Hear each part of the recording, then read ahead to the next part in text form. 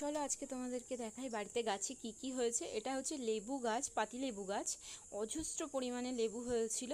আরও একটা লেবু গাছে অনেক লেবু হয়েছিল, আর এই লেবুগুলো অনেক বাজারে বিক্রিও করা হয়েছে, আর এখনও আছে। তো আমি এই লেবুগুলো তুলে নিচ্ছি। এগুলো না এখন অনেকই ছোট, কারণ এই লেবুগুলো পুরো কমলা লেবুর মতন বড় বড় হয়। তো আমি ছোট অবস্থাতেই তুলে নিচ্ছি যাতে ভাত দিয়ে খেতে পারি, ভাতের সাথে।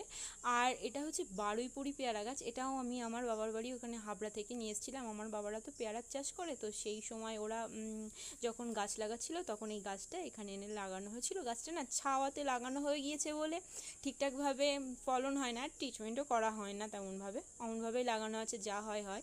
আর এগুলোই আমি পলিথিন পরিয়ে রেখেছিলাম পেয়ারাগুলোতে, যাতে ভালো হয়, পেয়ারাগুলো পোকা না লাগে আর পাখিতেও না খায়। একটা পেয়ারা দেখো পেকে পড়েও গিয়েছে।